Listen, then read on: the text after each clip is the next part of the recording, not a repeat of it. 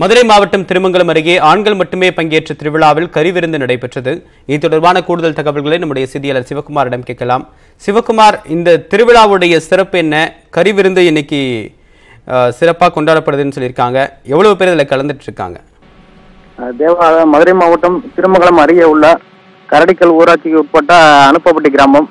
இந்த ஊரில் காவல் தெய்வமாக கரும்பாறை முத்தையா என்ற சுவாமி காவல் தெய்வமாக இருப்பதாகவும், இந்த ஊரை காப்பதனால் இந்த சுவாமிக்கு ஆண்டுதோறும் கிராமத்தின் சார்பாக அன்னதான விழா 120 ஆண்டுகளாக நடைபெற்று வருகிறது. அதாவது ஆரம்பத்தில் சிறிய அளவிலே நடைபெற்ற இந்த அன்னதான விழா பக்தர்கள் தங்கள் வேண்டுதல் நிறைவேறுவதற்கு ஏற்ப அவர்கள் காணிக்கையாக கொடுத்த ஆடுகள் மற்றும் அரிசி எல்லாம் மொத்தமாக சேர்த்து உணவாக சமைக்கப்பட்டு இறைவனுக்கு வழிபாடு நடத்தப்படும். இந்த விழாவின் போது சுமார் 50க்கும் மேற்பட்ட ஆடுகள் பக்தர்கள் காணிக்கையாக வழங்கியிருக்கிறார்கள். இந்த ஆடு கடந்த வருடமே காணிக்கையாக செலுத்தி விடுவார்கள். இந்த ஒரு வருடமாக அந்த ஆடுகளை எல்லாம் கோவில் சார்பாக வளர்க்கப்பட்டு ஆண்டுதோறும் மார்கழி மாதம் இந்த விழா நடைபெறும்.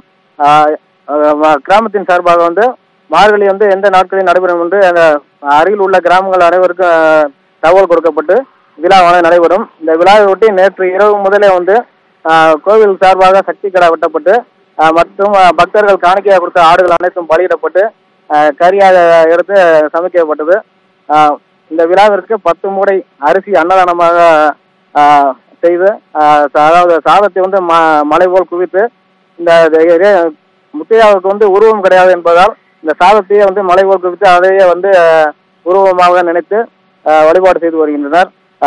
இந்த விழாவில் திருமங்கலம், அனுப்பப்பட்டி, செக்கானூரணி, கரடிக்கல் உள்ளிட்ட 10 பல்வேறு கிராமங்கள் மற்றும் நகர்பகுதியிலிருந்து 10,000க்கும் மேற்பட்ட ஆண்கள் இங்கே வழிபாடு நடத்தி அங்கே நடக்கும் இந்த அசைவ அன்னதான விழாவில் பங்கேற்பார்கள். இந்த விழாவில் பெண்கள் யாரும் பங்கேற்கக்கூடாது என்பது ஒரு கட்டுப்பாடாக உள்ளது. அதாவது 1 வயது பெண் குழந்தை முதல் முதியோர் வரை யாருமே இந்த விழாவில் பங்கேற்கக்கூடாது என்பதும் முக்கிய கட்டுப்பாடாக உள்ளது. மேலும் இங்கு உணவு சாப்பிட்டு தூக்கி எறியப்பட்ட இலையானது காயும் வரை இந்த பகுதிக்கே பெண்கள் யாரும் வரக்கூடாது என்பதும் கோவிலுடைய கட்டுப்பாடாக இருக்கிறது. இங்கே இருந்து எடுத்து செல்லப்படும் விபூதிகளை கூட பெண்கள் வீட்டில் உபயோகப்படுத்தக்கூடாது என்பது இந்த கிராம கோவில் முக்கிய கட்டுப்பாடாக உள்ளது சார். உங்களுடைய கூடுதல் விவரங்களுக்கு நன்றி சிவகுமார்.